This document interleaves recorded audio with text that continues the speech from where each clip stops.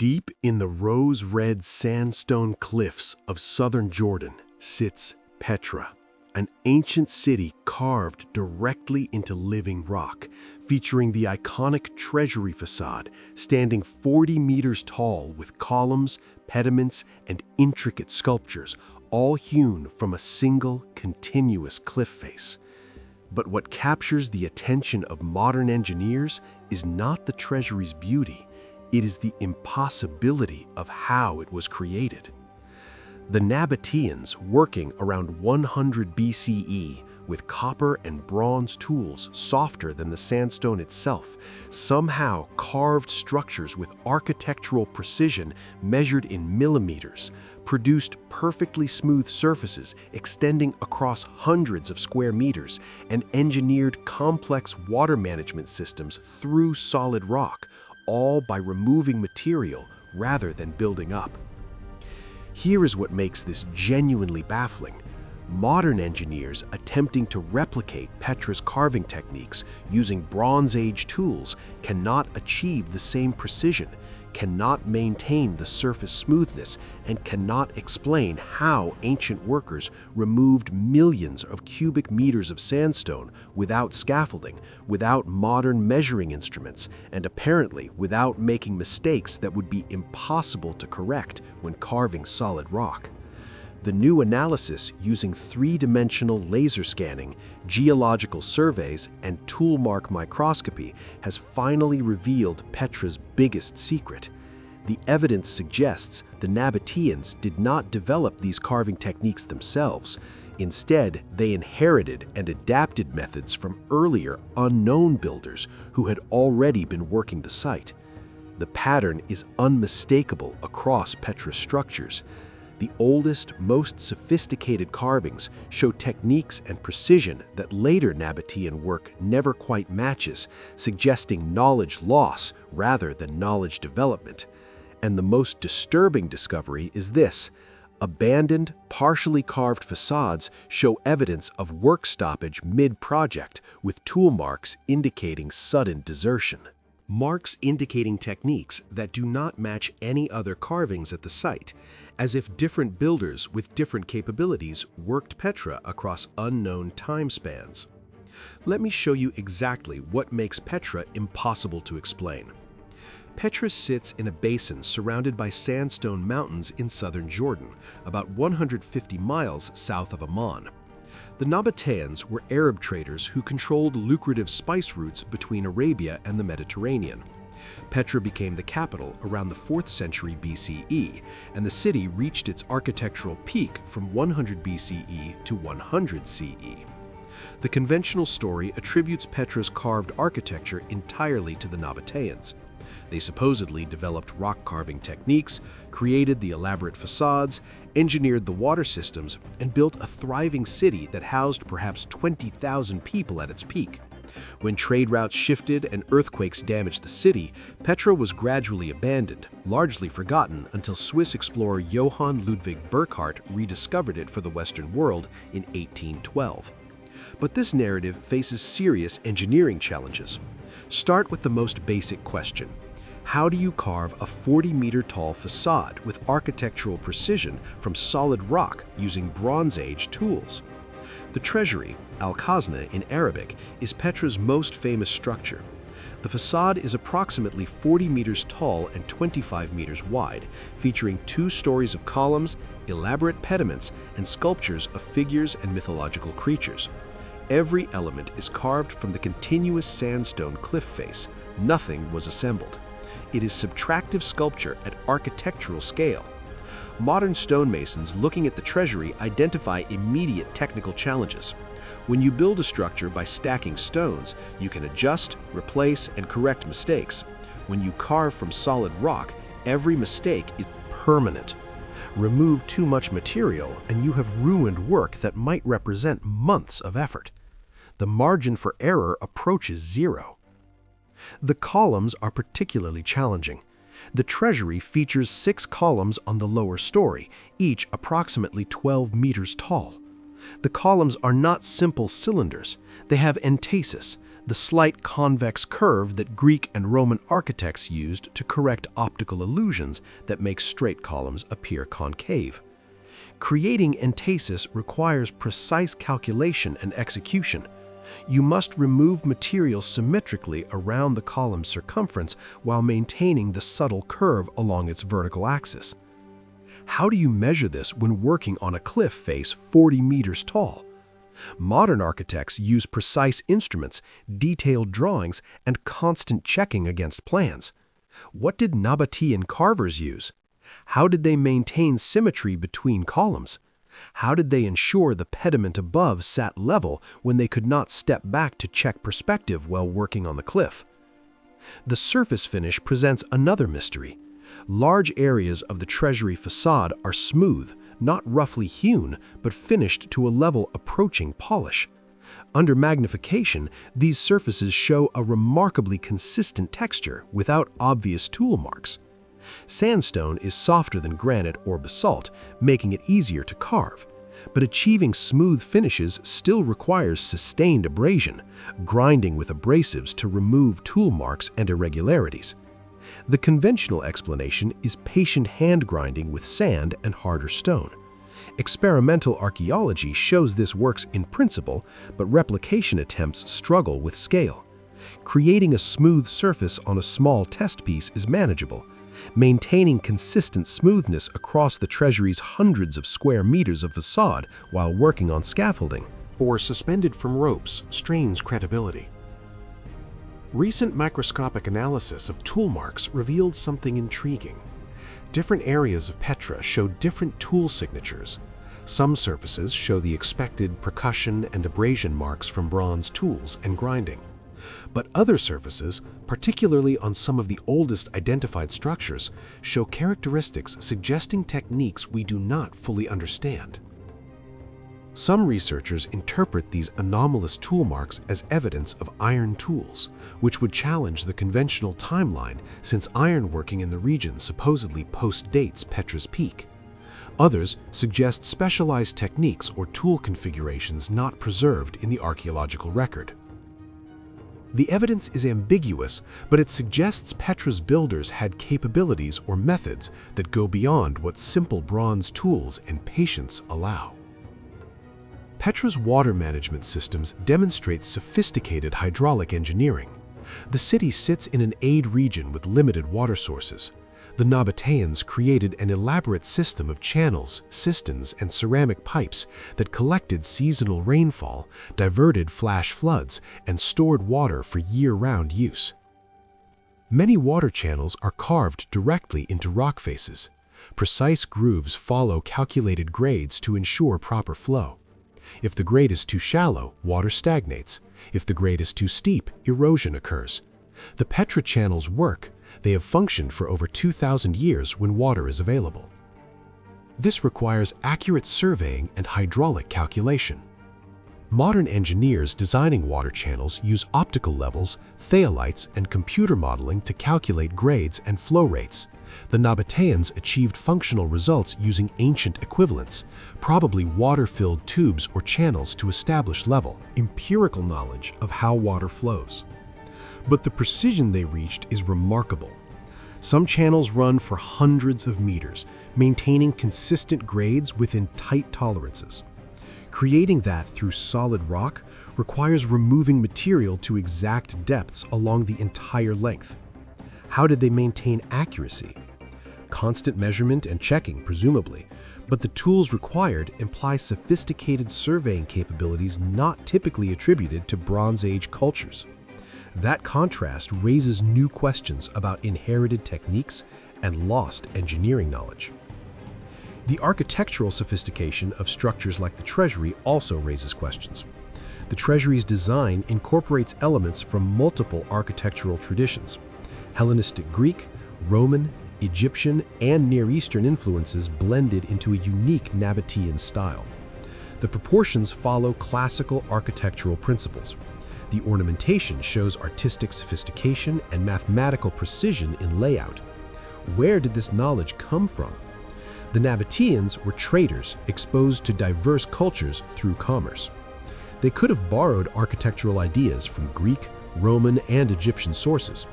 But borrowing design concepts does not automatically confer the technical ability to execute them in carved rock at this scale and precision. There's a difference between seeing an impressive Greek temple with standing columns and knowing how to carve convincing columns from solid rock with proper proportions, entasis, and smooth surfaces. The translation from architectural knowledge to rock carving execution requires accumulated technical expertise that takes generations to develop. Three-dimensional laser scanning conducted in recent years has revealed patterns across Petra's structures. By mapping surfaces to millimeter-accurate precision, researchers can compare different monuments, identify common features, and track changes over time. The analysis shows clear quality variation. Some structures exhibit extraordinary precision and a high polish. Others are competent but less refined. Some show clearly cruder work with rougher surfaces, less accurate proportions, and simpler ornamentation. This variation suggests multiple time periods, multiple workshops, and possibly differing skill levels or technical capabilities. What is particularly interesting is that the highest quality work does not correlate straightforwardly with dating. Some of the most precisely executed carvings appear to be among the earliest identifiable work at Petra.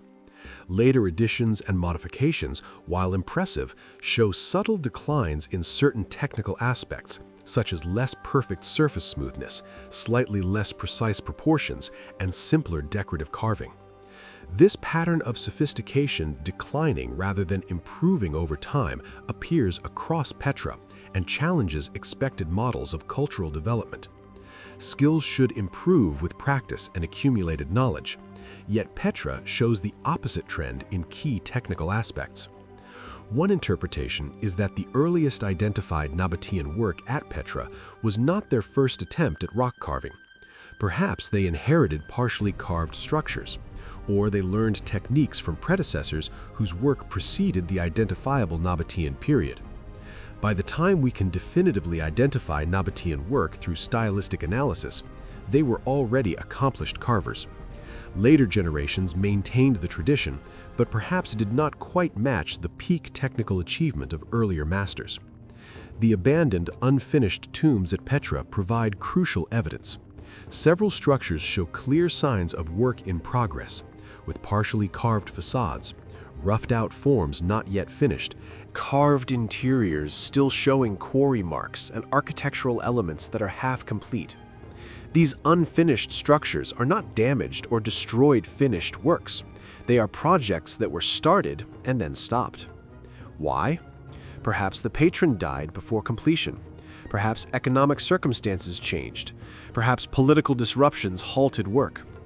What is intriguing is that tool marks on some unfinished structures do not match the patterns seen on finished monuments. This suggests either different techniques were used at different times, or different groups of carvers worked at Petra using varied methods. One unfinished facade shows particularly anomalous characteristics. The carving technique appears more sophisticated than surrounding finished structures, with more efficient material removal and smoother preliminary surfaces. Yet the project was abandoned incomplete. Why would advanced carving techniques be used on an unfinished project while completed structures show less sophisticated methods? This does not make sense if we assume linear skill development. It does make sense if different carvers with different skill levels worked at Petra over extended periods, perhaps with knowledge loss between generations, or with different cultural groups contributing at different times. The question of scaffolding and access presents practical challenges. Carving a 40-meter-tall facade requires workers to reach every part of the surface. Modern construction uses metal scaffolding or aerial work platforms. What did ancient carvers use? The conventional answer is wooden scaffolding or rope suspension. But wooden scaffolding for a 40-meter facade requires massive amounts of timber in a region with limited forests. Rope suspension requires secure anchor points and exposes workers to significant danger when working with heavy tools. Some researchers have proposed the carvers worked from the top down, using the cliff above as access and progressively removing material as they descended. This method would eliminate some scaffolding needs, but it creates other challenges. How do you maintain architectural precision when you cannot see the overall composition while working? Evidence for ancient scaffolding at Petra is limited. Some structures show holes that could have held wooden beams, but these could also be from later modifications or unrelated uses. The absence of clear evidence for scaffolding systems capable of supporting the construction work is puzzling. The sheer volume of material removed is staggering. The Treasury facade alone represents removing thousands of cubic meters of sandstone. Where did it go? In conventional construction, you would see enormous spoil heaps of debris. At Petra, evidence of quarried material is less obvious than you would expect for the volume of carving. Some material was probably used for conventional stone construction elsewhere in the city. Some may have eroded away over millennia, but the discrepancy between the volume removed from carved structures and the volume of debris accounted for is noteworthy. Did ancient builders dispose of material more completely than we assume? Or are there debris deposits we have not identified?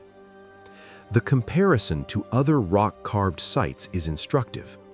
India's Ajanta and Ellora caves, Ethiopia's Lalibela churches, and Egypt's Abu Simbel all demonstrate that ancient cultures could carve impressive structures from rock.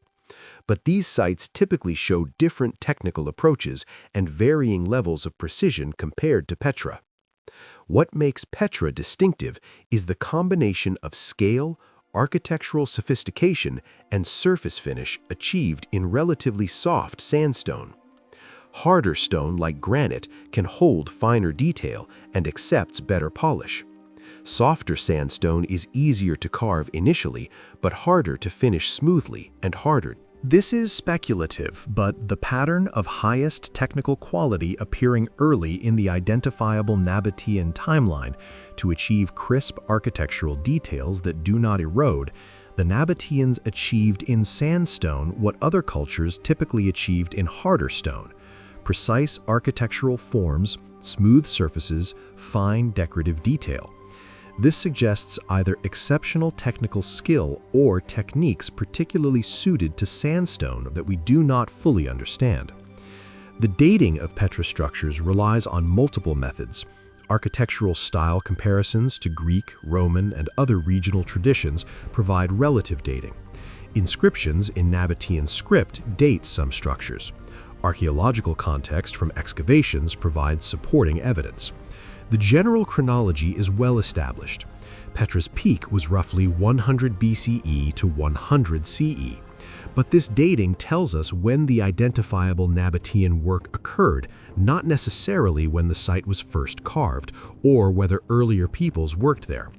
The geological setting and preservation conditions mean earlier evidence could be limited or erased by later activity. If earlier cultures carved at Petra before the Nabataean period, direct evidence might be scarce. The Nabataeans could have cleared earlier work, recarved surfaces, or incorporated earlier carvings into their own projects, erasing evidence of predecessors.